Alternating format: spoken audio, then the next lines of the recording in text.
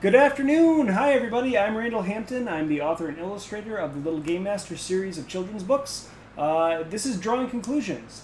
Basically, we have influencers from the industry come in and talk with us about our favorite IPs and talk to us about some of the deeper themes, some of the things that's going on with them, why they touch us, why they make us feel the way they do, and all the while, I get to draw a fun picture involving said IP. That's what we do here. So I'm so glad you could be here to join us. Jump in the chat, join the conversation. We'd love to hear from you. Today I have a very special guest, Dr. Stephanie Orme. Hey, Fusro Doc, how are you? Thanks so much for being here. Stephanie, thanks so much for coming in and hanging out with me today. Thank you. I'm super excited. No, this is actually, I'm really looking forward to this chat because I'm a huge fan of Game of Thrones. I love the books. I love the series. B, I think the idea of talking about fandoms and ownership within said fandoms, that kind of thing, is really interesting. And I think you and I are going to have some differing point of views and stuff. And this is going to be a lot of fun to talk about. So I'm really excited about that. So please, before we get started, tell us a little bit about who you are and what you do. Yeah, so I'm Steph Orme. I'm a professor of communication and media studies at Emmanuel College in Boston. And my research specialty is in video games and geek culture. So all popular culture, things geeky. I do a lot of research on gaming, on comic book culture, fandoms, you name it. And I like to study that kind of stuff. Fantastic. So, like I said, we're talking about fandom today, and we're kind of talking about how fan mentality, I guess, can impact and affect the way creators kind of maybe view their work, maybe look back on their work, or maybe even change the way the work is made in general.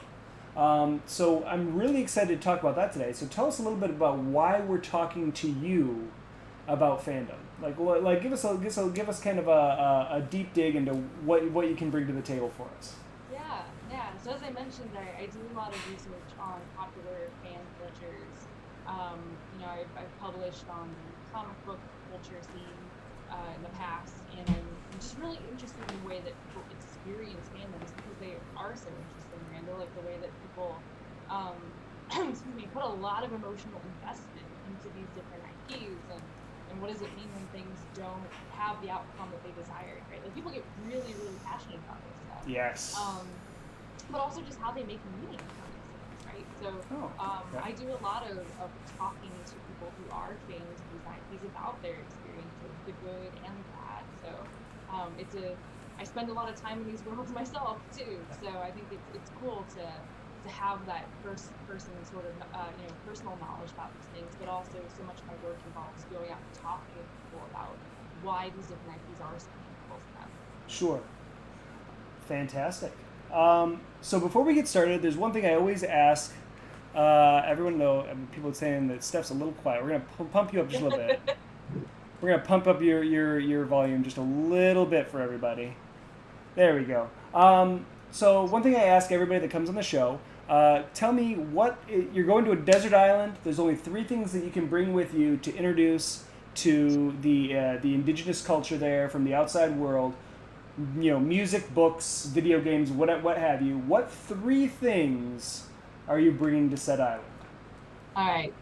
So the first thing I'm going to bring is the film Hero by Zhang Yimou. So he's a Chinese filmmaker. Okay. I think he co-produced it with Jet Li, so it did have an American screening. Yeah, in the 2000s. Yeah. My all-time favorite movie. So I'm a huge kung fu tai chi nerd. Practitioner, and I also just think his films are among the most beautiful on the planet. Okay. So I mean, it's just a gorgeous film, all-time favorite. Like I said, I think it's such a piece of cultural art that I think everybody should experience. All his works are so great. I would say the second thing is probably the 5th edition D&D Player's Handbook, because I'm a D&D nerd, and I think that everybody should experience D&D at least once. I know it's one of those things, a lot of people are like, I don't know, right? But I feel like everybody should play at least one campaign in their life, because again, it's such a I don't know, it's just such a great way to tell stories, like any kind of story you can imagine, right? And there's just so much Yes. space for creativity and narrative engagement and socialization. Yeah, I just think that's something that everybody should try at least once, and then you'll try it, and I swear you'll like want to play it all the time after that. And I'd say the last thing is actually a video game that came out a few years ago, Horizon Zero Dawn. Oh yeah. Yeah, it's just I don't know. It quickly became one of my all-time favorites. I mean, it's Yeah, just that game's beautiful. oh god, it's stunning. It's beautiful. The music is amazing. One of my all-time favorite gaming soundtracks. I have a lot of them, and the story is just so good. I don't know if I'd recommend it right now in this current climate because it's kind of depressing. But maybe after. Yeah, it's just I recommend it to like everybody. Although I think it's a PlayStation exclusive. Or it's something. it's a it's amazing to me that the people that we each know, in like there have been several occasions now where people have introduced me to other people, and it's like they know the wavelength is gonna meet and be appropriate because I'm a huge D&D nerd as well. I wrote a children's book introducing kids to Dungeons and Dragons. It's basically Dr. Seuss meets Dungeons and Dragons. That is Nice. what my children's books are. So I am all about introducing people that haven't played D&D to D&D.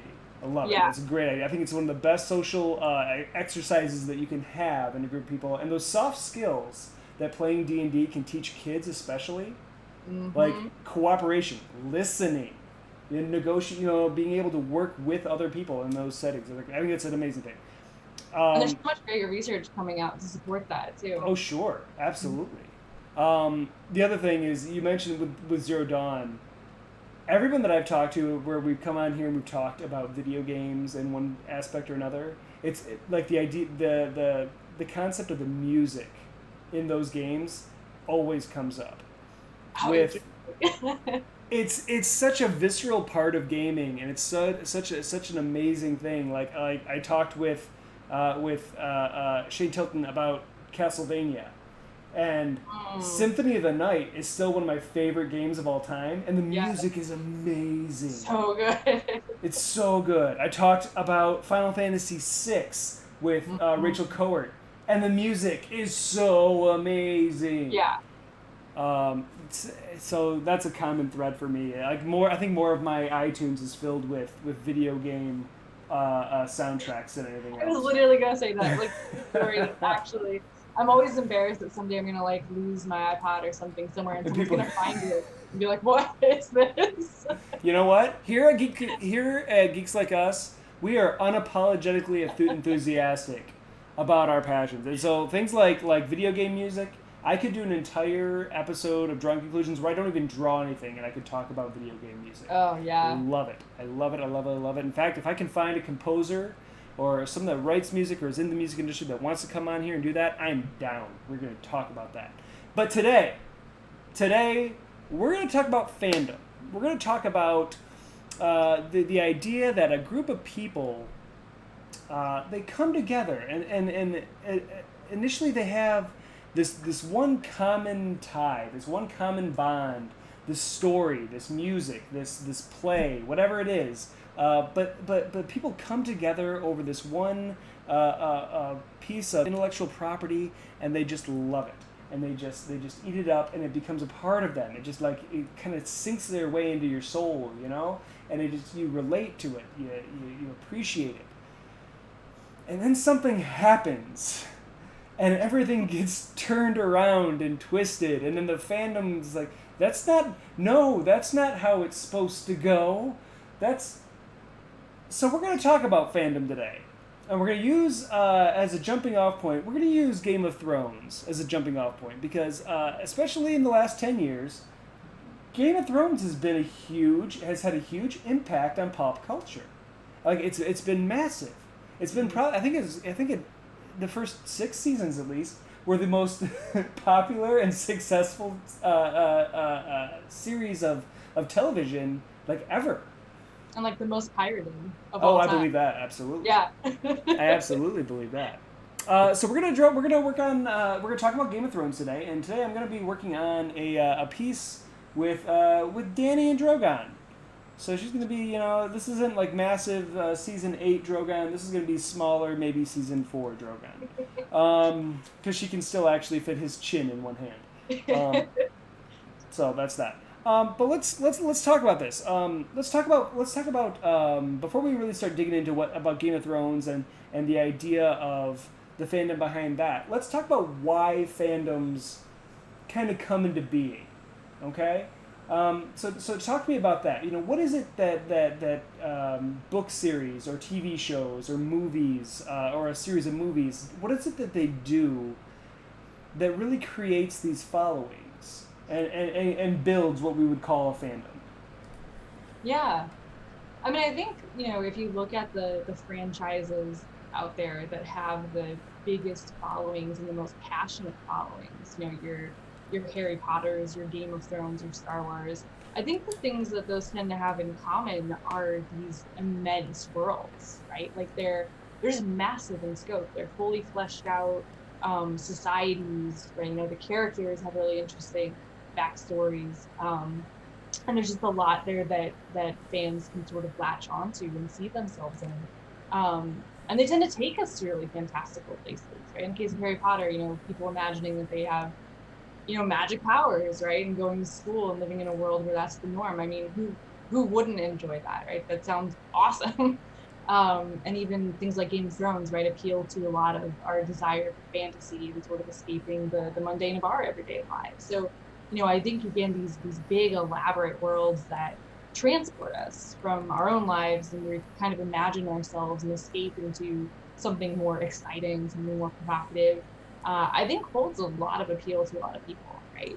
And again, I think characters are a big part of it. You think about these shows and books, films that have been so enduring.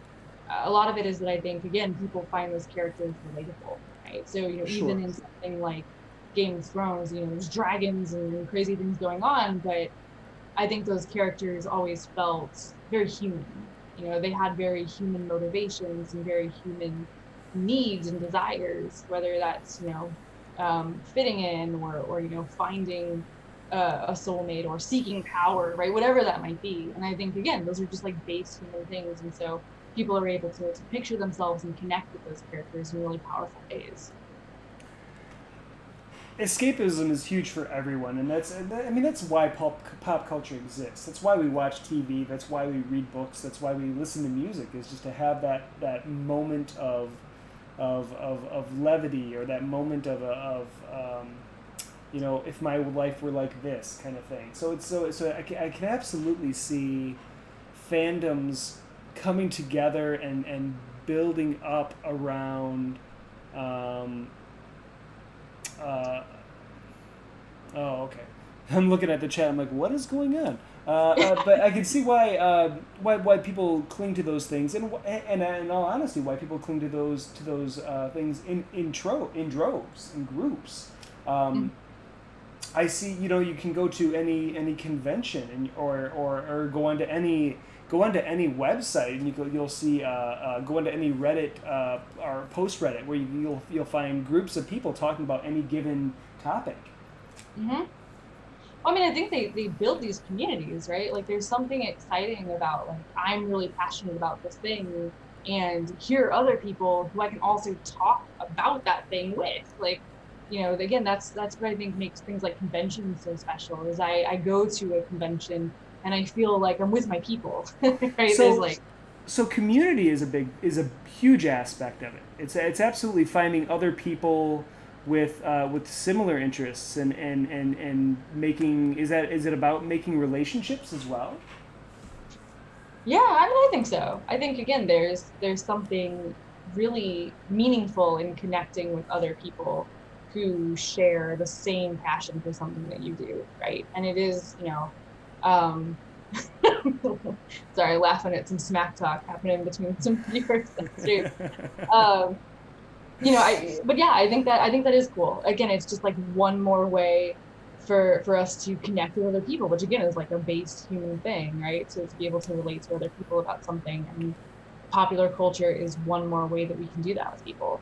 Yeah, absolutely. I think, and I mean, I mean, we've talked a lot about human condition and stuff on this with different people, and connection and being a part of society, finding bonds with other people is a huge aspect of what makes us human, and Hmm. what makes us, what we are. We have this innate desire to be one, to be accepted, but to find other people that accept us and that we can form those bonds with. So I think fandom absolutely fits in with that, and absolutely gives a good deal of people an outlet for that possibly don't have other outlets for it.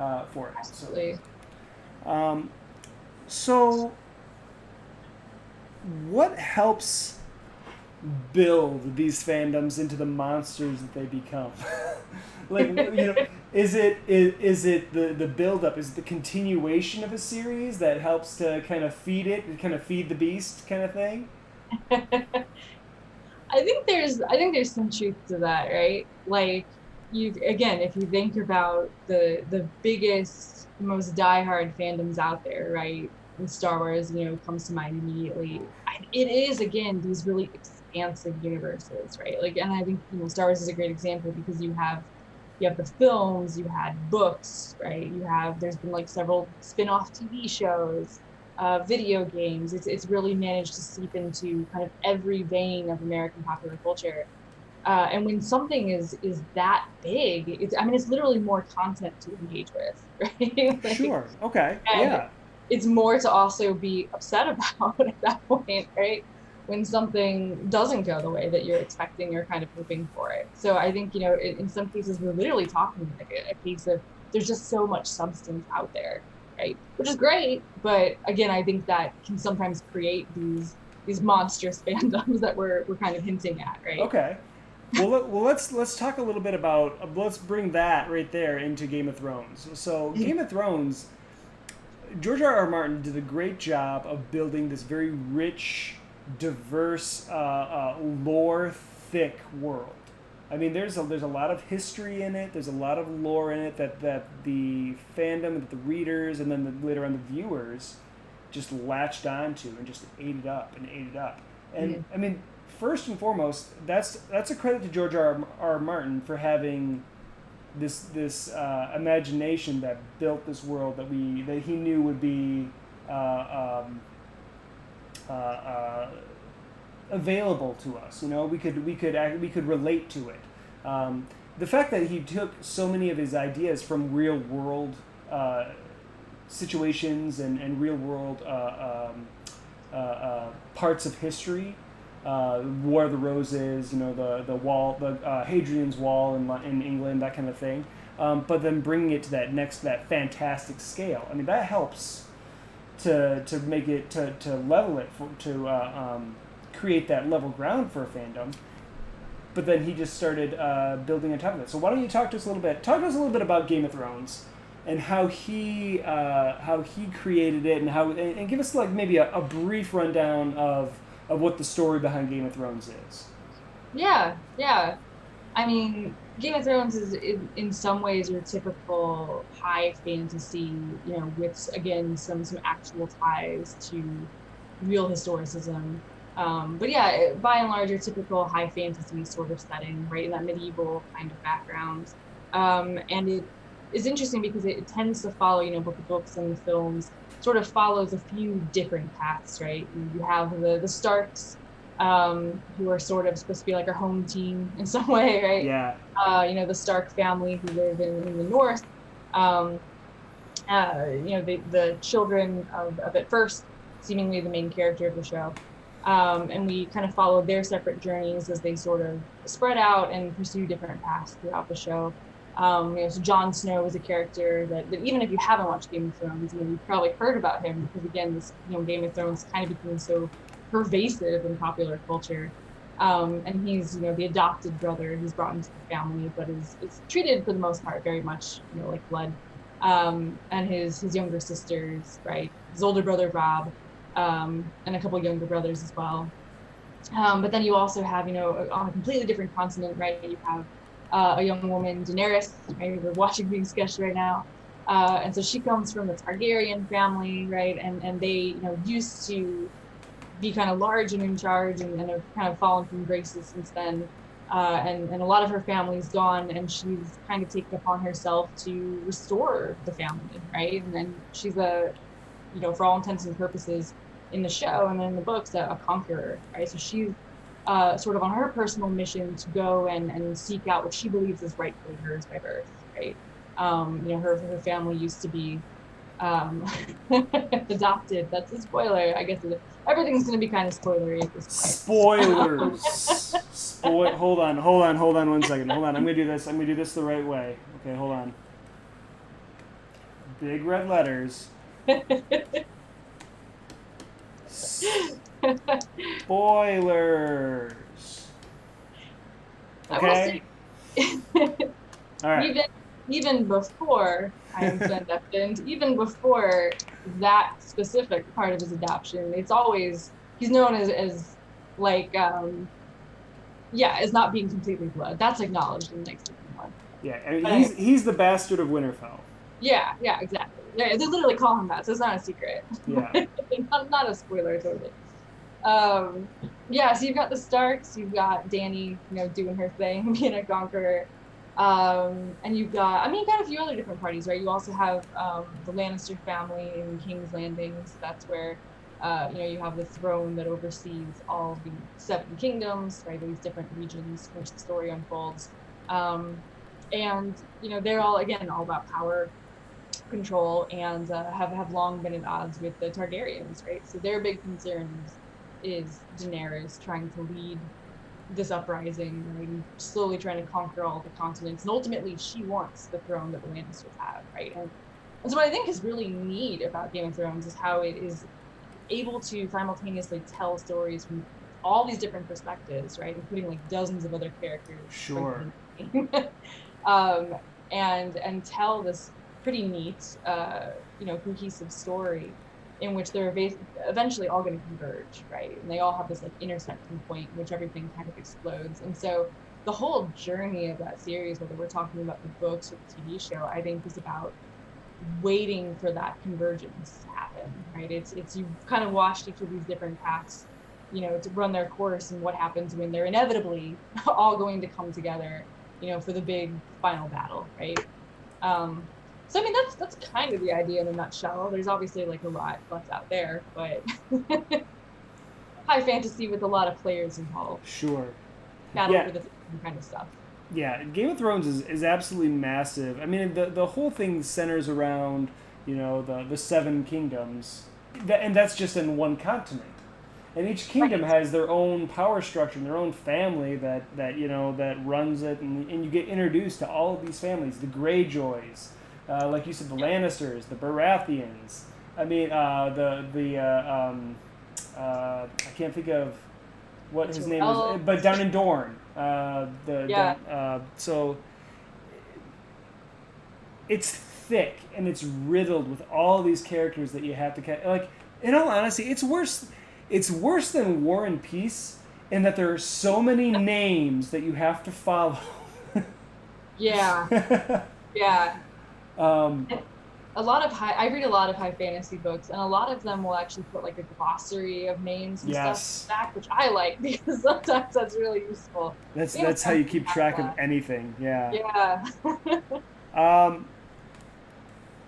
So it's super thick. There's a lot of political intrigue going on in the story, throughout the whole story. There's the Lannisters that want to keep power, that have kind of wrestled power from the Baratheon side, and it's basically fallen into the Lannister family now. They want to, and Cersei wants to keep the power that she has. Daenerys wants to take back her birthright that was stolen from her, through a war of success, through a war that happened, 20 or 15, 20 years before where the story takes place now. It's thick. It's deep. Mm-hmm. It's there's layer on top of layer on top of layer of difficult things that are not difficult things, but like different aspects of the story and plot points that just kind of overlap and intermingle and make it such a thick thing. And the entire time, the fandom is sitting there reading it and picking out small little bits and pieces and like, oh, well, who is Jon Snow really Ned Stark's bastard? And I remember when the show was going on, and that was a huge, tinfoil theory thing of everyone immediately was jumping on, who is Jon Snow? Who is he really? And that can be a good thing for a fandom, right? I mean, like when you look at the fandom coming together, and when the story is not completely told, when you know there's going to be future installments coming, that's one of the things that can build positive parts of a community, right? Totally. Okay. No, in fact, like if I'm the holder of any kind of intellectual property, I mean, having fans, theorizing about the outcomes of your stories, that's engagement, right? That's Yeah. engagement for your fans. That's exactly what you want, right? Because that keeps them like literally, watching or reading and consuming your products, right? So yeah, like you absolutely want that. Well, I guess my point is that there are good aspects to fandom. I know, yeah, yes, clandestine, yes, we know. Martels, thank you. That's what I was looking for. Um, Yeah, um, the chat is basically coming in saying fandoms are toxic, they're awful, they're terrible, they ruin things. But there are good aspects of fandoms as well. Fandoms they do build community. People can come together with different ideas of where the story is going, how it's developing, and that's kind of a fun aspect of it, isn't it? I mean, you can kind of guess where the author's going with his ideas and things. Everyone's still wondering what's going to happen with the King Killer Chronicle going forward, if there ever will be a third book. And but people are still making theory videos on YouTube about that. I think they've given up on a Dream of Spring, but for now. for now, yeah, I don't think it's gonna happen. Um, but it is. It's one of those. It's one of those things that actually helps. It's one of the things that gives fandom a good name, I think. Mm-hmm. Yeah, I definitely think, and again, like because so much of this is about community, right? Like there's definitely really good, healthy interactions that happen, right? Um, there is something neat too about like people coming together and like puzzling and figuring out, riddles or looking for clues that are embedded in some kind of piece of media as just like an intellectual exercise. So I think that kind of stuff is really cool. Now, like, can it take a turn for the worse? Absolutely. Oh yeah. I know someone in chat earlier was like, are all fandoms eventually kind of doomed to be toxic? And I don't think that's necessarily the case, right?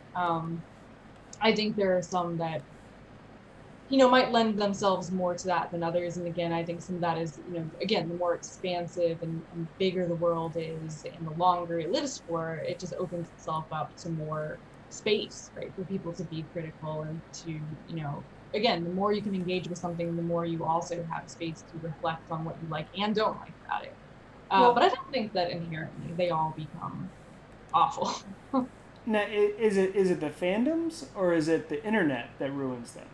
Well, this is the thing, right? And I feel like so much of fan culture today has to be talked about in the context of the technology, right? Sure. The internet in particular, because, it's not that fandoms are a new thing, right? They've been around for as long as media has. Um, and people have always rallied together, and had been passionate about things that they're into. I think we just, now we're able to see the vitriol. Now we're able to see how fans feel about things. Right? It used to be like if, you know, before internet forums and all of that, if I read a book and I didn't like it, I might go and complain to my friends about it that I see in person. And so, we might gripe about it together, but I didn't have my own soapbox to go out and launch a tirade about all the things I didn't like about it, right? I think really pivotally today, I didn't have the ability to directly confront the creator of that book and tell them I thought their book was crap. Like, so this question of access to creators, I think, is something that, we absolutely have to talk about. But even just the platform for fans themselves to have a platform where they can give their opinions about these things, right? I just think we didn't have it at this scale before, right? And so who knows? Maybe fandoms were like always kind of this toxic, but Well, we just didn't see it, right? yeah. I remember. Well, I mean, going back even 20 years ago, if you wanted to hear an opinion about something, or when a new album came out or a new movie came out, you'd pick up Rolling Stone and you'd read a review about it, and you may have conflicting views with that reviewer, but that's really where it stopped. And then and then like you said, you go and you talk with your friends. But unless you had the microphone of someone that wrote for Rolling Stone or Newsweek or whatever else, you didn't really have the platform to voice your displeasure about something or pleasure with something for that matter. Mm-hmm. I mean, you could. I mean, the best back in those days. To all the kids that are like post 1998. Back in those days, if you liked something, you showed it by buying it, or buying the next one, or previous iterations of it. If you stumbled across a CD from a band that you liked, you found out you liked it. Oh, this is great music. You know what you'd do? You'd go back to the record store and buy some of their earlier albums. That's how you voiced your pleasure with something. Nowadays, if oh gosh, I sound so old. But you're absolutely right. The technology has changed. People have soapboxes.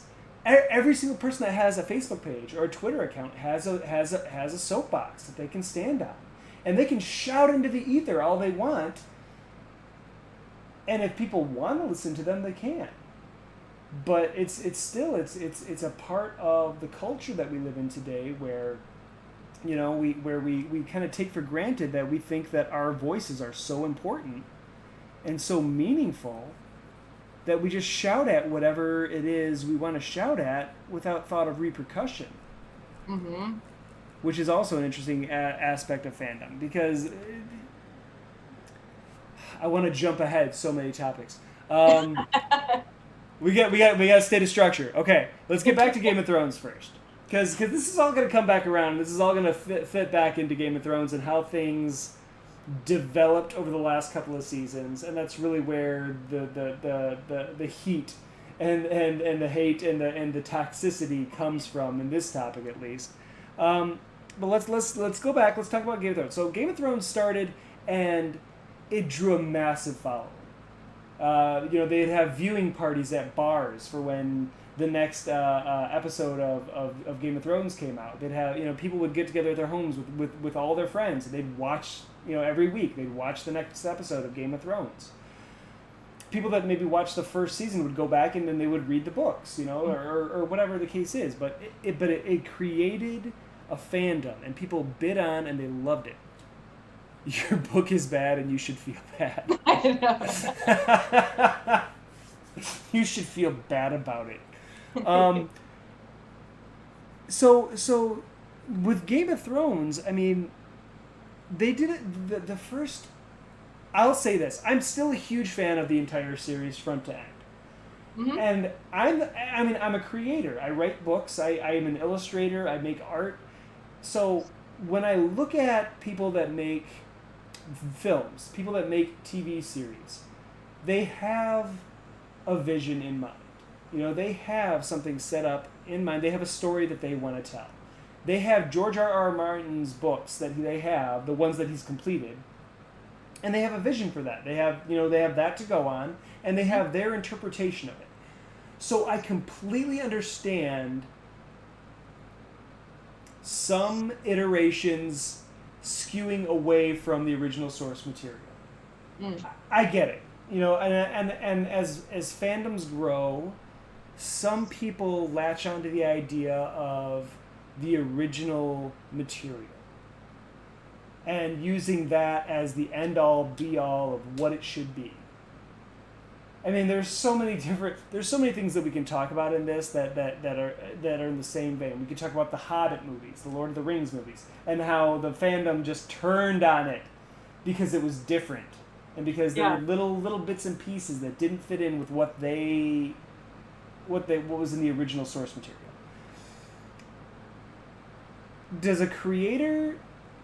Should the creators take so much guff? Should they take so much criticism for having their own point of view or their own story to tell within a story that already exists?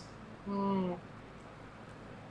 Yeah, I mean the idea of, how much liberty do you take with someone else's world, right?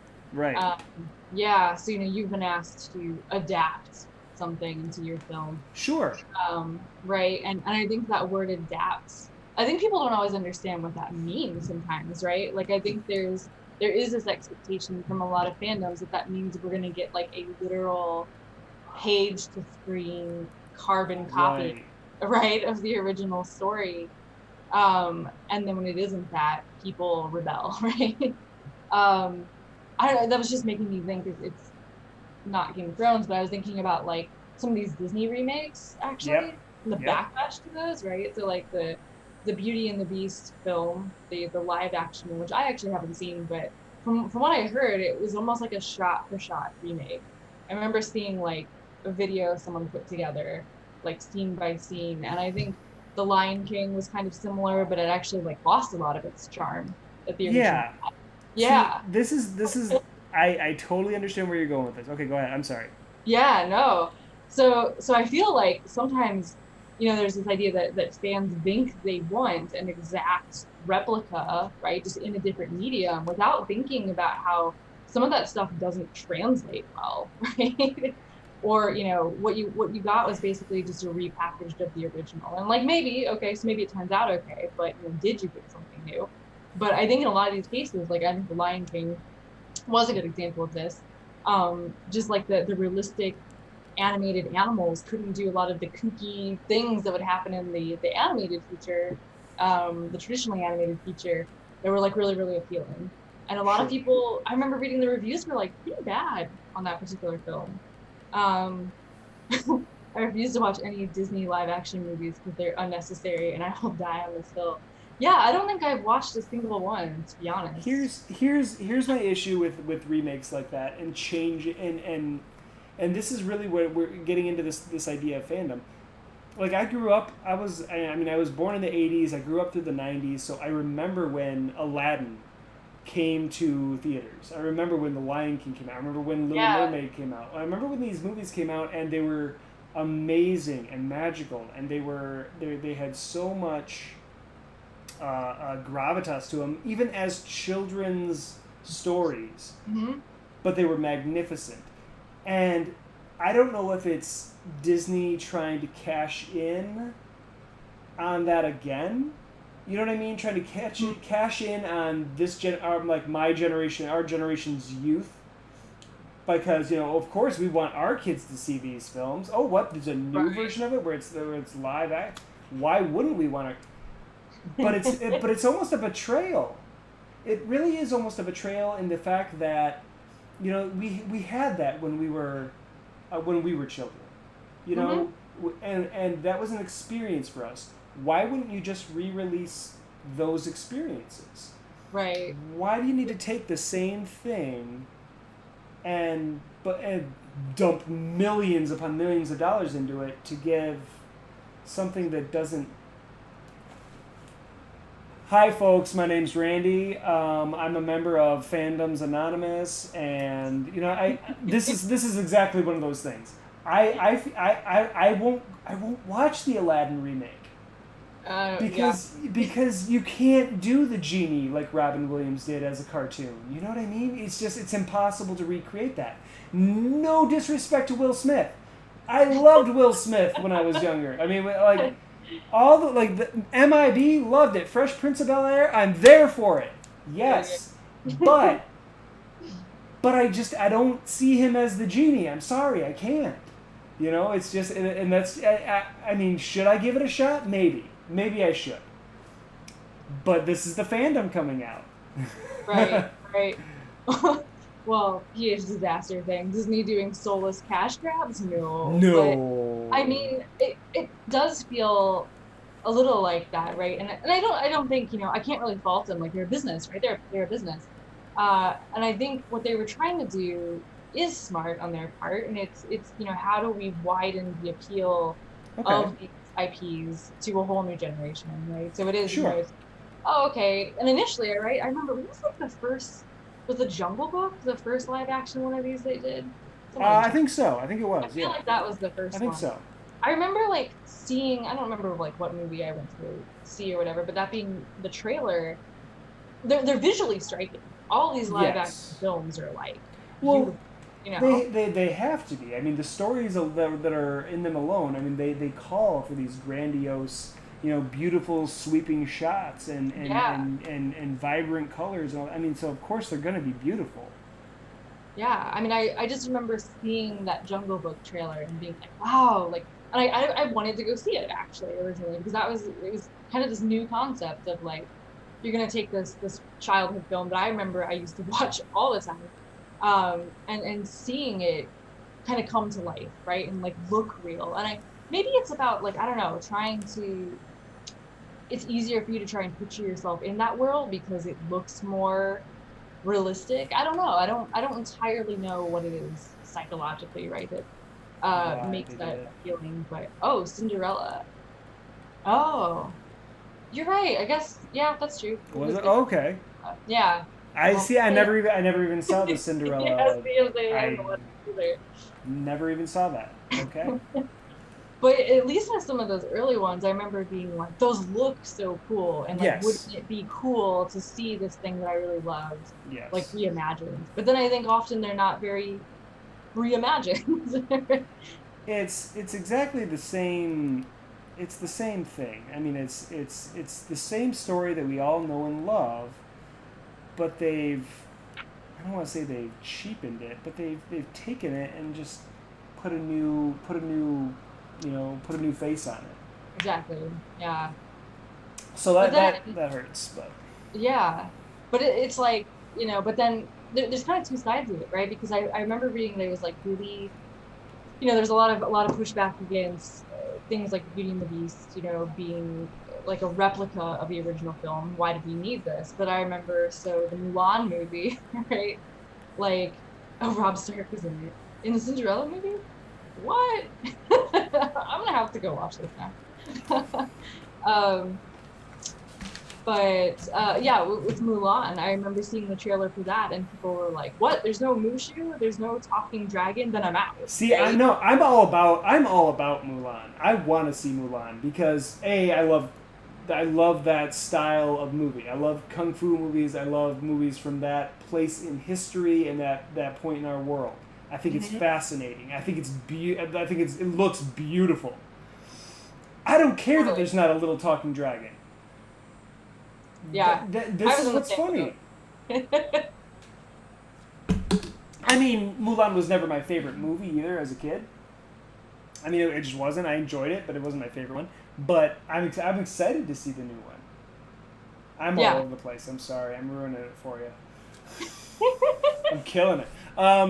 So going back to the original point, the idea that creators can take an original idea and put their own stamp on it and put their own twist on it and change it. With Game of Thrones, there's no way they could fit absolutely everything that's in the books in the TV show. They can't. Right. They just can't. Right. It's absolutely it's impossible with the budget and the scope of the series to try and put that much into a TV show. The way they did it with HBO and doing it as a 10 episodes, it totally makes sense. It's Mhm. basically like 10 little mini movies each season, and they're all beautifully shot. They're the depth and the amount of work that goes into it. It's amazing. It's beautiful. Mhm. So I think we both agree that there has to be some latitude with Mhm. creators when they're taking IPs and bringing them into a new format, Mhm. right? I mean, we can agree as fans. Like, you've read the books? I'm sure. Yep. Yeah. I You've read. actually. Yeah. I was one Okay. of the people who. So I was one of those people who I watched season one, Yeah. and then season one ends, and you're like, "What just happened?" Right? Yep. Spoilers again. But the who seems up until that point to be the main character of the show that you expect you're going to be on this whole long journey with is then beheaded, and you're like, what, right? What? Yep. And then I was like, well, okay, when's the next season come out? Not for a while. I'm gonna have to go read these books now. And so I ended up then reading all the books before I had seen, by then the second season came out or whatever. So that That was is how exactly what I did as well. yeah, I think a lot of people went that route. But I mean, I think that says a lot about how compelling that world was that George R. R. Martin wrote. Because I think that season one adaptation was actually, I think, Really good. very faithful. Yeah, really, Yes. really good and really Really good. faithful to the Yes. source material, right? Like obviously they have to deviate a little more down the road, but I think, for all intents and purposes, that was pretty solid. And this is Um, where the fandom builds. There's yeah, there's there's fidelity to the source material. yes. Okay, there's well shot, well executed products being put out. The fandom grows because of this. Hmm. The fandom comes together and says, "Oh no, wait, what?" Everyone flips out at the show. What? Ned Stark? What? What? Then they go, they rush, they read the books. They come back for Yeah. season 2, And then you're hooked. and then you're hooked. Yeah, exactly. Exactly. But I mean, I think, what was so captivating about that was that it was like unexpected, right? It was really doing something that other IP wasn't ballsy enough to do, right? Like you killed off your main character, like what, right? And This that's fascinating to me. the style of writing that George Martin that Martin does, where each chapter is a different point of view, Hmm. lends to the idea that maybe there isn't one main character. You know what I Yeah, mean? And yeah, yeah, that was really really smart, I think. yeah, totally. Um, Even though the vast majority of the chapters for the first book, I think, were Ned Stark's chapters, but that sense of uh, this is okay. This is where I think, in all honesty, I think this is where the fandom begins to split. Hmm. I think there's a lot of betrayal to some readers because Ned Stark was killed at the end of the first book. Hmm. Dude, Streamlabs is going crazy. Yeah, I don't know what is happening there. Well, oh yeah, clandestine. I don't disagree at all. Ned is absolutely brought forward, and he's the one that's pushing the plot in the first book. Absolutely. Yeah. But you still see the perspectives of probably, I think, like 8 different other characters in the first book, something like that. Uh, there's quite a few. You hear from Cersei, you hear from Jon, you hear from Tyrion, you hear from Catelyn, Danny. Dany. So it's constantly moving you around and constantly getting you ingratiated with these different characters. You're in their world. You're doing that. So he does a good job of building that sense of wanting to care about all these different characters all at the same time. Like, Hmm. even there are points where I was like more interested and more eager to get back to a Cersei chapter, even though I knew what a conniving, nasty. You knew how awful a person she is. You knew it, but you still wanted to see what she's doing. Hmm. Um, I'll be real. I mean, we were talking about this before. Some of those Lannister characters, like obviously Tyrion's great. Like Tyrion's people great. pretty Yeah. unanimously agree he's awesome, right? But some of my favorite characters, not that I think they're great people, but were Jaime and Cersei. Just I think genuinely good her characters. chapters were so good. Like, yeah, she's a terrible person, and Jaime Lannister is like, he has a redemption arc of sorts, but not a great person either, by and large. But those Okay. chapters were so Sure. captivating. And I think So again, it's a credit to his writing. These really well written characters who feel fully realized, right? And like they have very clear motivations for what they're doing. And I think that's why you're able to connect with so many of them. so clearly we don't know how the book series ends because Right. the books haven't been completed yet. Possibly never will. We'll see. We may never We know. may never. They may never. I mean, you never know. The way I mean, he's expected to have 2 more books in the series.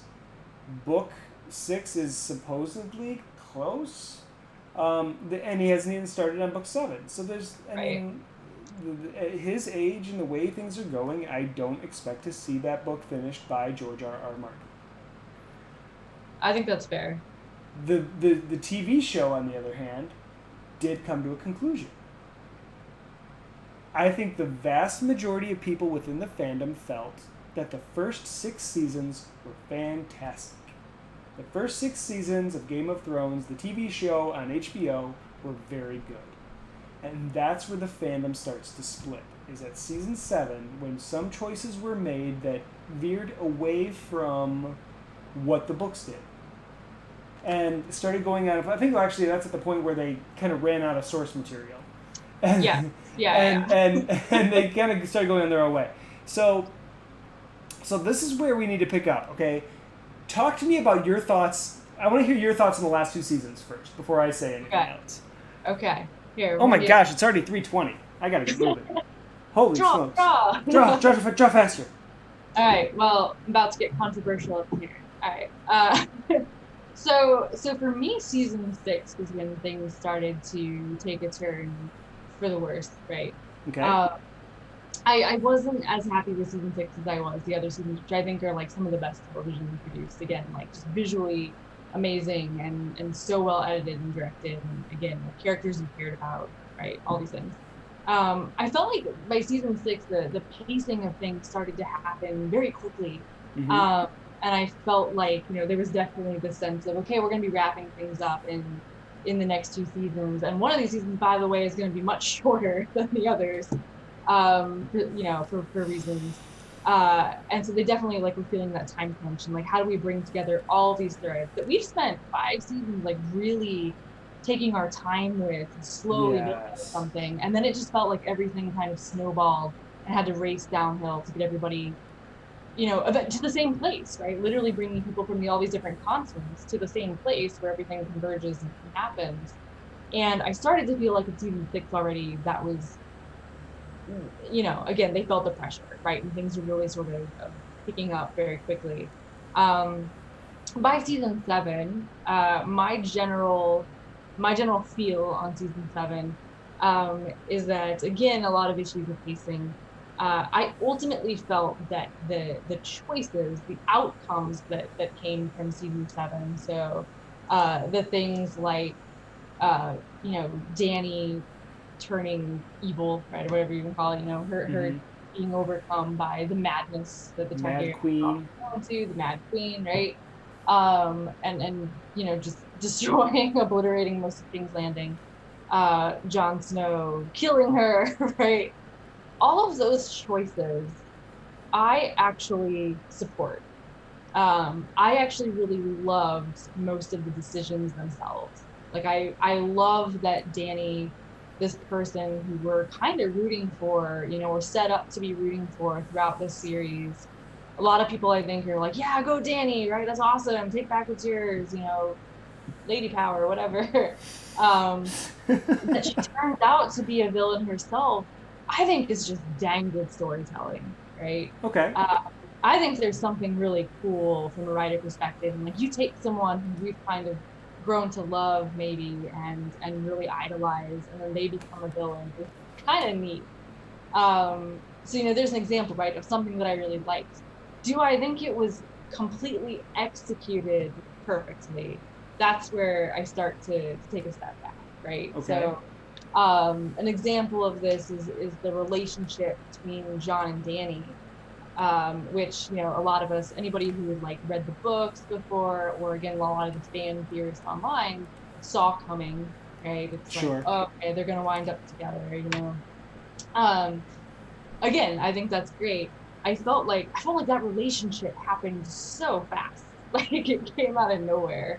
And I really wanted more time to see that friendship and then that romance develop and kind of blossom. And I felt like that was really abrupt how that happened. As one more kind of example of that. But so I loved a lot of the ideas, and I just felt that pacing those last 2 seasons took away so much of what I think. Have we been given more time to sort of sit with and process, I think people might have been more receptive to. Sure. But there was so much, I think, lost in that rush to, crank so much out in those last couple of seasons. And again, the shortened seasons. And I think Clandestine's even saying the last 2 seasons were maybe shorter. Yeah, I think 7 was 8 episodes or something, and then 8 was 6. Yeah. They were really short. It was really short. And I think the episodes were a little bit longer, some of them, right? But even that, I think you just needed them to be more contained stories, right? Um, so yeah, I wish I wish there was more subtlety, right? So much of what I loved about Game of Thrones' those earlier seasons was the nuance and the subtlety in a lot of the scenes. Like, Sure. characters would you could like feel what they were thinking because you could see it in their expressions and you could see it in their body language even if they weren't saying it. And some of that's just like a testament to like the cast. The cast of that show is so good. Um, and I feel like in the pacing, and I don't know if it was like stuff that got left on the cutting room floor or it was never included or what, but again, like the romance between Danny and John just never felt authentic. It felt like, oh, they got to end up together. They've Yeah. met, they've talked like twice. Now they're in love. They're deeply in love, even though they've both had really serious, again, genuine relationships in the past. And then this just kind of felt like thrown in Well, there. they need to have a love interest, so Yeah, and we know that these are the star-crossed lovers. We got to have them. They have to have that interaction. Blah blah blah. yeah. So that's ultimately how I kind of felt about it. Like again, I love the major choices that were made. I just think a lot of it was the ball was dropped in terms of how that actually played out on screen. Here's my take. Give it to me. I I also don't have a problem with Dany being the Mad Queen. I don't have a problem with Jon killing her. I don't have a problem. You know what? I don't even have a problem with Jon at the end of this series being sent back to the Wall. I don't have a problem with any of that. I thought those were interesting decisions that were made based on the source material that they had and the story that they possibly wanted to tell. The story, I think the story that we got and the story they wanted to tell are vastly different. Mm. I think the budgetary constraints and I think the fact that they've been doing the show for 10 years and they were just ready to be done weighed too much on the development of the show, and that's what killed production. I think that's one of the things that really hurt the final what actually ended up coming out for the viewers to see. What really bothered me was that there was so much they could have done to really accentuate Bran becoming king. The way that Bran this is okay, we're going to talk about headcanon in a minute. And we're going to talk about about how much fandom believes they own in that IP and how it's made. We'll talk about that in a minute because I'm going to start it. In my little headcanon, because Bran can go back in time, see back in time, and have a physical reaction with the people around him in those scenarios, it completely makes sense to me that Bran went back and killed his own grandfather. It completely makes sense that he was the one talking to Mad King Aerys, and he's the one that set them on fire to start the whole thing going. It completely makes sense for me that Bran, in the time that he had when he was up at the tree beyond the wall, completely makes sense to me that he went back in time and hit all these little trigger points to set himself up as king. That would have been a better story. That would have been... That's interesting. That would have been a better way to put Bran up as king. Okay? The fact that this feeble... I don't want to say feeble. That's not wrong. That's wrong. That's wrong. Right. The fact that they made... And secondly... Okay, first off, the writers did a horrible job with Bran the Broken. That's freaking awful. Go to hell. Go to hell. That's terrible. That's just... But they made him out to be a cripple, you know? That was what everyone said to him. Oh, you're a cripple. All dwarves are bastards, you know that. And you know when all the little lines that they had throughout the whole thing about people with disabilities are bastards in their father's eyes, the whole thing. And so we're immediately meant to think less of Bran because he's paralyzed from the waist down. Yeah. Which is, if we're going to talk about things that happened in that point in time in our own history, Possibly. There's some realism to that. However, we're in a fantastic universe here. We're in a world where there's magic and there's dragons. The fact that they put that in the writing is freaking terrible. I think Bran, the moment he lost the ability to use his legs, and the minute he had that second of self-doubt, and the minute he realized there's something else going on, he starts developing a plan. And he starts creating a pathway to taking back power, if you will. You know, to putting him... I think that's an amazing idea. Like, if the writers had come up with something like that, I would have been all behind Bran becoming king. If they would have shown somehow, like in the last episode, if they would have had more flashbacks going back and showing all the things that happened, and like in the background, there's Bran whispering to someone. Hell yes. Yeah. I'm there for that. That would have been great. I actually like that. I actually dig that. You don't classic. I think it would have been cool, but you don't think he would have done it purposely? I think full power to that headcanon.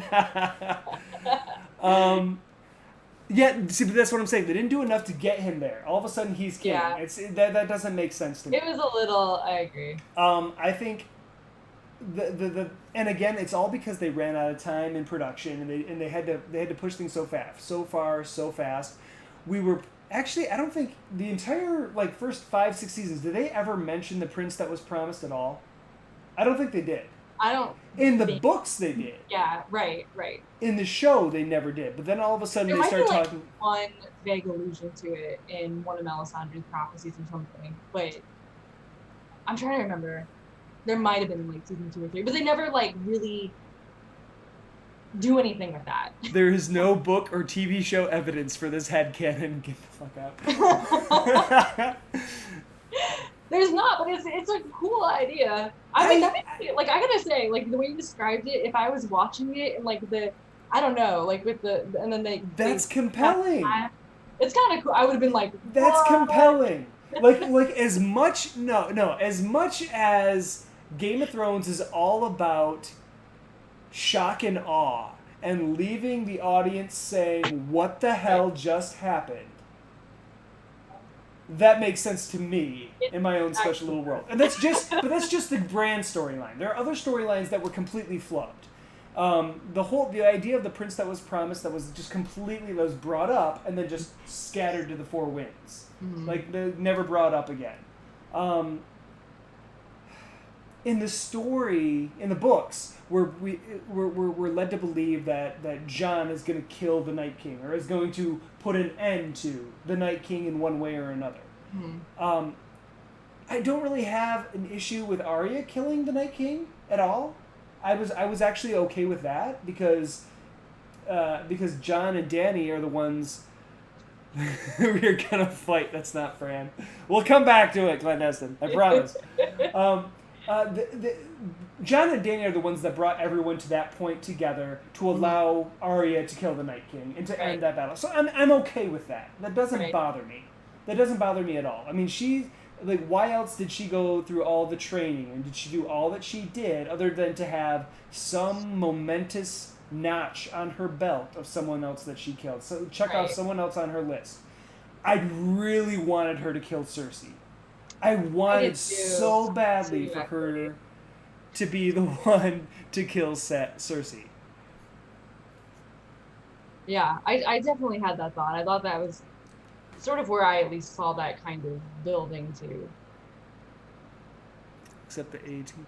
The inconsistencies of the White Walkers killing people except the A-Team. I mean, people have plot armor. That's all there is to it. I mean, some people have plot armor, and you're not going to see. You're going to see people like come out of things that there's absolutely no reason that they should come out of it. It's just how it is. I mean, you got to have some characters have to survive in order to have that moment. You know, that moment where they spring forward and jump to Dany's protection. So Jorah Mormont can, have that last stand protecting his queen. I get it. I understand it. It doesn't. plot holes abound, but at the same time, it makes for a good moment. Mm-hmm. This felt so compelling, though. No one seemed to have plot. No, you're absolutely right. Disaster. Yeah. Nobody had plot armor at the beginning. Well, no, that's not entirely true. Jon had plot armor. Tyrion had plot armor. Dany had plot armor. No matter what, you knew those three were going to be standing at the end. They were absolutely going to be standing at the end. There was no doubt about that. Everyone else was fair game. Like, I wouldn't have... I was, like... In all honesty, every time I saw one of the dogs die, one of the wolves die, you knew whoever's wolf that was, that person was next. You know? That's why, honestly, I thought Sansa wasn't going to last very long. It was like, hers was one of the first to go. Yeah. Or the first. I think it was the first. It was the first, yeah. Yeah. So, I mean, but yeah. Yeah. There... So that's... Okay, so... That's going to lead us... That's actually a pretty good segue to talk about the whole idea of headcanon. So fandoms, they watch things, they get invested, they fall in love with characters, and they really want to be... They want to see these characters make it, and they want to see... They want their Hollywood happy endings. And that's where headcanon comes in. Because anytime... the way a story ends or the way a story shifts or changes differs from how you think it's going to go, immediately there's that disconnect and there's that sense of, I don't want to say betrayal, but it almost is. It's almost a sense of, like, this is not what the story that I want to read. This is not the story that I want to see. Is how much should headcanon even be a part of this? I mean, is headcanon a good thing? According to Clandestine, my headcanon is garbage. But... Right.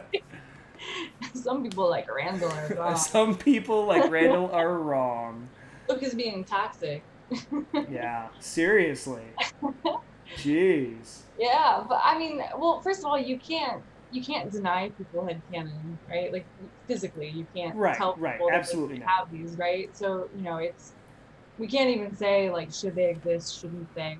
And I mean, ultimately, they can't necessarily, or they may not necessarily have an influence on the outcome of things. But I don't know. I think it's liberating to fans that you are able to imagine the story kind of on your own terms. And I think back to, like, early days of fan fiction and, like, the Star Trek. Oh gosh, yeah.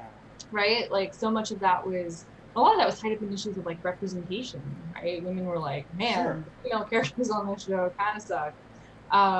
Right? And Black women, like, wanting to see more of themselves on the show. And people took to the internet and they wrote what was their headcanon and put it out in a space for other people to enjoy. And it, like, exploded in popularity.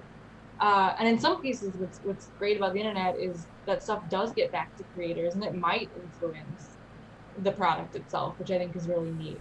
I think that the danger is when people are so caught up in their headcanon and think that, no, this is how it has to go, right? And then turn abusive towards creators, you know, and assert dominance of their own headcanon over what the actual canon was. I think, you know, then it becomes problematic. Toxic. Builds up cancel culture and people saying get rid of this person because they're not making the movie that I want to see. Right. So yeah, I mean, I think every fan is entitled to have those things. Or we're allowed to have our opinions, and I'm allowed to say, oh man, I'm disappointed by the outcome of this show or this film. I wish it had ended differently, but all right. Me too. Yeah. And then we go our separate ways. Right, or go write a fanfic about it. Well, that's actually the next question. How much ownership does or should a fandom have on an IP? Like, the fans of Star Wars or the fans of Game of Thrones. Like, there was a group of fans of Game of Thrones that were clamoring and calling for a reshoot of the entire last season. Yes. Oh my God. Do they have the right to that? I mean, No, you have no right to that, and it's so disrespectful to the cast and the creators. thank you. That drove me crazy. And I even remember Sophie Turner, I think, tweeting about that. Like, so the actress who played Sansa, Mhm. saying, like, this is rude, right? Like, even if you didn't like it, that was our work, right? Yeah. Um, so yeah, there's definitely, I think a lot of fans don't understand, that question of ownership is so great, right? Because there's the literal ownership. What do you legally have the right to do or not? And so yeah, like the fan reshoot or whatever, you can't legally do that and distribute it. So there's that. Um, but I remember, seeing fundraisers. It's like we'll fund HBO, to reshoot it with the cast and things Dude, like that. It's by crazy. the by the last season of Game of Thrones, HBO was printing their own money. They didn't. Exactly. They. It wasn't that they had like a lack of funds coming in. That's not even the case at all. They had all the Right. money they wanted to make this show. Right, right. So I mean, it was the whole thing was so absurd, right? Um, but I do think, right, and trying to put myself in the headspace of these fans, right? So it's and again, I'm a fan of the show, so I'm thinking, okay, I've read these books, I've watched the show, I've dedicated 10 years of my freaking life to watching it, to being emotionally invested in the stories that are being told here in these characters, right? Like, heart-wrenching moments, all that stuff. And again, I've got my theories and my hopes for how things are going to turn out, and then I feel like it's been ripped out from underneath me. Or again, maybe I'm okay with it, but I feel like the directors dropped the ball and didn't execute or whatever, right? I can understand that feeling of betrayal, right? Like I can see that. It definitely makes sense. I can rationalize it. But to then act like because it wasn't what you wanted, that you're entitled to a remake, or you're entitled to something else or some kind of compensation, emotional or otherwise, right? I don't think fans should have the grounds for that. And I think, again, talking earlier in our discussion about the internet and technology, I think that's where so much of that has been fueled. Um, because again, like, 20 years ago, or maybe more than 20 years, 30 years ago, whatever, like, you read something, you watched something, you didn't like it, again, you griped on your personal blog that two people read, right? Or you talked to your friends or whatever. Or again, if you're a reviewer, you publish your review somewhere, but still, to the average person, you didn't have that platform. And now not only do I have that soapbox to complain about things I don't like, but I have direct access in many cases to the creator of that piece of media that I didn't like.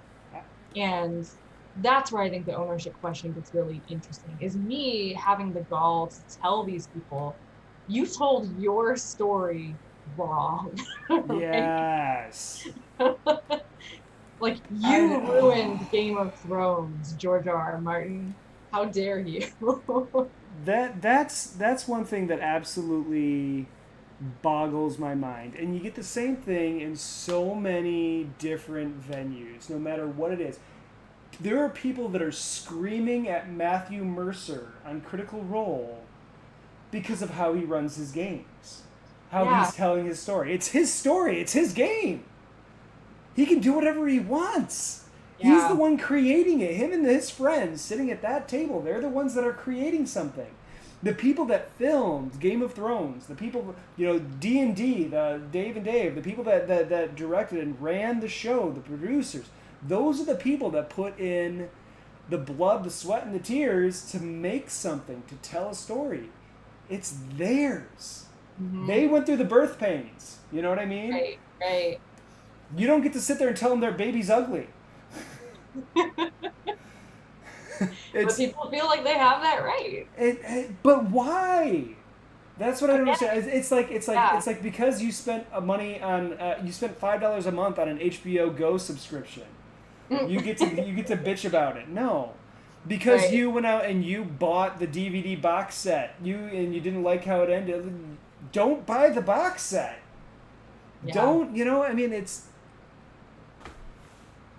Again, I think a lot of it is the emotional investment, right? Because you're right, like in the age of streaming and things like piracy for a lot of these people, let's be real, They weren't Yeah. paying anything. No, no, They're getting absolutely. it for free even, right? They're mooching off their friends' accounts or whatever. So I think it's the emotional component that really drives so much of this for people, right? Again, it's like this is 10 years I waited for this outcome, right? Like again, I've put so much time and energy into caring about this thing, and now it's ruined, just like that. It's funny because did Game of Thrones bring this on themselves? Because and the way I ask that is because the show was so emotionally manipulative Hmm. in what it did, and because it created the investment emotionally, did that bring on some of this love hate relationship? You know what I mean? Like watching the show, not knowing what's coming, and then seeing the red wedding Hmm. is emotionally traumatizing for those viewers. You know, you Yeah, see Robb Stark and his young pregnant wife, and then they both absolutely get murdered. brutal. No, yeah, absolutely, clandestine. You're absolutely right. It's an absolute adaptation. You're absolutely right. Right. Yeah, that's what we Yeah, were saying and earlier, that's what right? we've been saying the whole time. Yeah, they Yeah. checked out at the end. They were ready to Okay, move well on to other projects. they did. I mean, Um, I remember reading interviews with those two right after filming had wrapped and, all the negative stuff was coming out about the season. And them kind of talking about how, like, they didn't know what they were doing. I don't know if at you that read point, those interviews, Randall, but they were no. wild. Yeah. So I don't have the highest opinion of those two men at this point, aside from what happened with the last season. But yeah, I don't know. The interview was like really kind of telling, I think, on the whole perspective of things. As they kind of walked into it, they hadn't read the books or whatever. And just kind of stumbled in seeing it as something profitable. They're like, oh, it's gonna, maybe make us some money. We don't really know what we're doing. We're just kind of like messing around. Like one of them described it as like a almost like a school project or something. The whole thing was like kind of wild. Um, Wow. yeah, and I mean, seeing that in like retrospect, you're kind of like how this turned out as well as it did. Um, but I think like you said, by the end of it, they were just kind of tired and ready to move on. They'd already like signed contracts to do some Star Wars films, which now they're no longer doing, Yeah, yeah, they got. possibly as a result of those interviews, and the backlash to that last season. Um, but now I'm trying to remember what I was even talking about before. Yeah, that's all right. Yeah, no, it's the creators did themselves absolutely no goodwill at all by checking out and by not doing their due diligence in creating the work. Yeah. That being said, the actors and stuff, I gotta imagine feel a little betrayed or perhaps just let down by that. You know what I mean? I mean, they Mhm. worked with these people for years and years and years, and then to hear that post production would probably be extremely disheartening. Oh yeah, absolutely. Chapter. Absolutely. Indeed. Although I um, think it's maybe for the better. HBO was on board with longer seasons. They checked out, and I think that's what's upsetting. It's like they weren't giving their best effort. You know what's funny about that is if the creators of the show, the two lead creators, if D&D had decided that they were ready to be done, I would like to think that at that point they would just talk to HBO and say, "Hey, we need to bring on some other creators because we don't have the Yeah. passion for it that we once did." If HBO was willing to put the money towards the seasons that was needed Hmm. to do it correctly, or to tell it, or I shouldn't say to tell it correctly, because they had their vision, they put forth their vision. Here's their vision in a box, nice little neat bow. Danny's dead, um, and I hate to I don't like shitting on creators Right. because it's a thankless job to begin with. To Hmm. put your heart and soul into something and to throw it out in the world and then to say, all right, what do you think? Takes more balls and guts than anything else in the world. I mean, you have to be super super brave to put things out there. You do. These people are being paid immense amount of money, an immense amount of money to put their creative vision out there for the world. They started it, and it was immediately flocked to. They did it right the first season. They did it right the first few seasons. I get getting burned out. It happens. But there's got to be a point where you hand over the reins, you say, look, we need to put it on hiatus or something. I mean, even though that's a death sentence. Putting a show like that on hiatus would be a death sentence. There's no way you'd ever be able to come back from it. It would never come back with the same fervor that it had at that point. Mm-hmm. I mean, I think in their case too, I'm not sure if they ever expected it to become what it did, right? Like, especially again, like having read these interviews, when they were like, "Oh, this is a weird plot" or whatever. Like, they literally were kind of like, "I don't know about this. It seems kind of silly, right?" But like, whatever, we'll wing it and see how it goes, And then to see like, oh wow, people are really, really responding to this. I'm not sure these guys were prepared. Yeah. To take on a 10-year project, right? Or realize exactly. What this was going to become. And honestly, I think, that contributes to a lot of that. It's like, I didn't knowingly sign on for this, right? And I mean, they still end up like profiting off of it substantially. They did. They were on like a year break. Yeah, they did take a year. Yeah. They did. They took a little break off.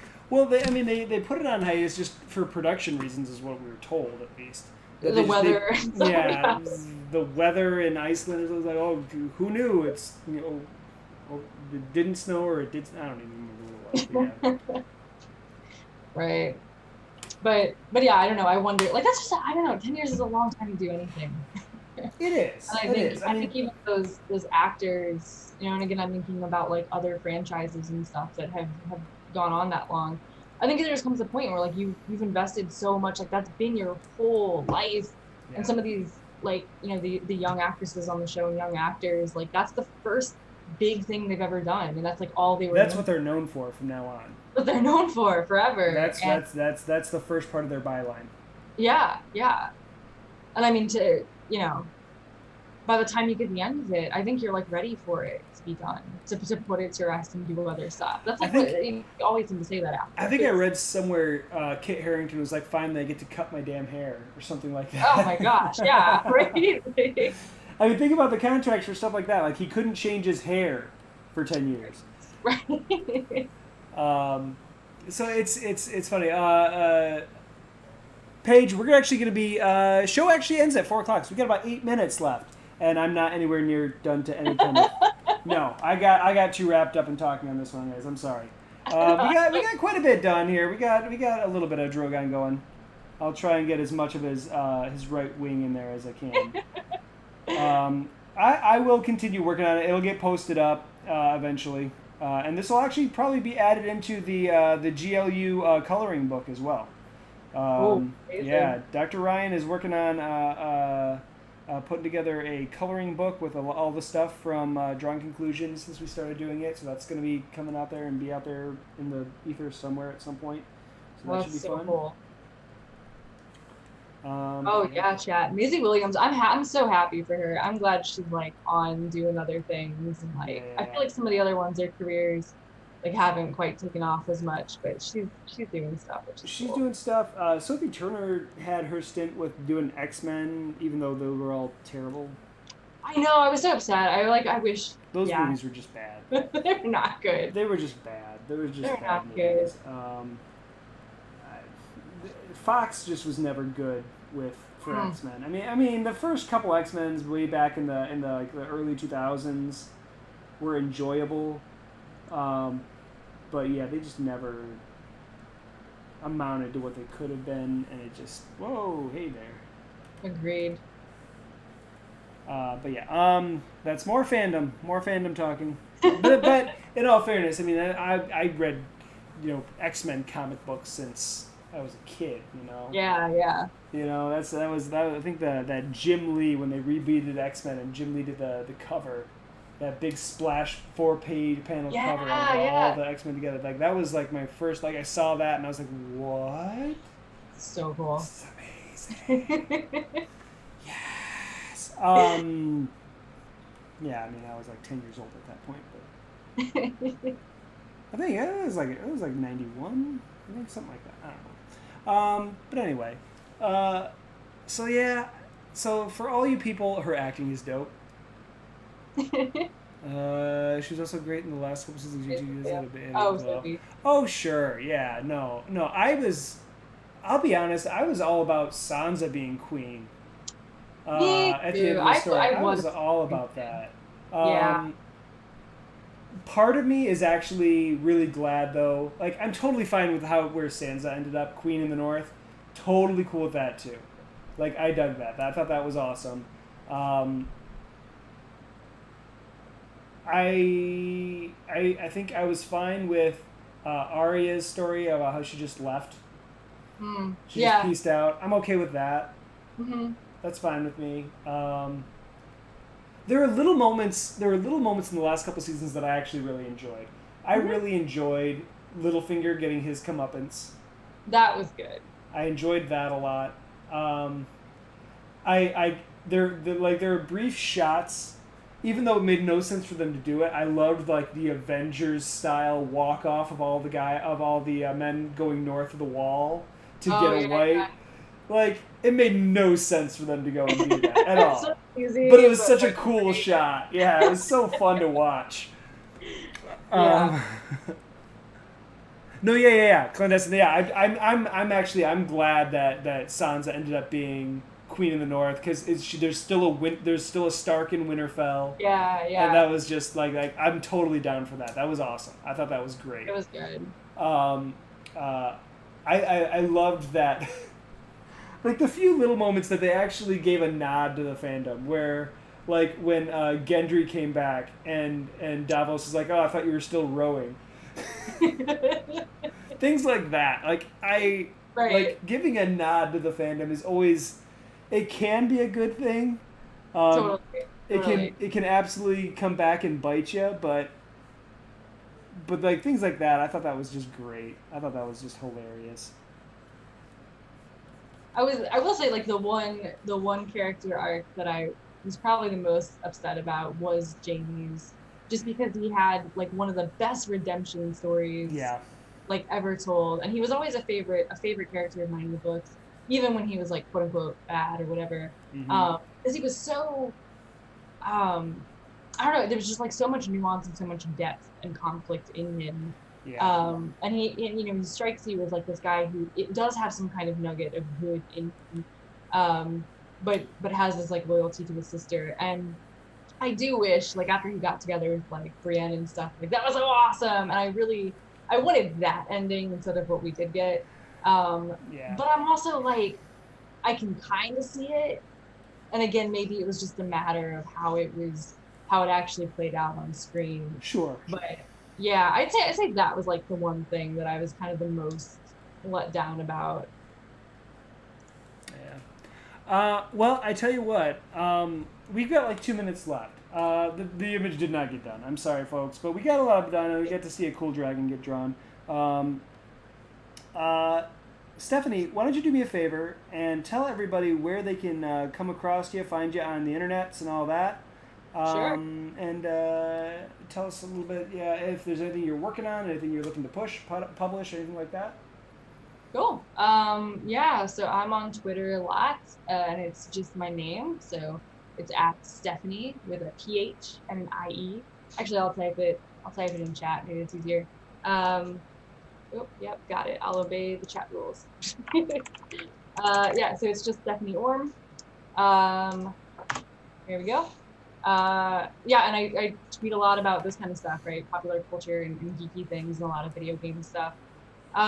Yeah, no, I'm working on a bunch of different research projects, and I usually push those out on Twitter when they come out. So if you're interested in following my work on games or on popular culture and geek stuff, that's probably the best place to keep on top of that and to see it.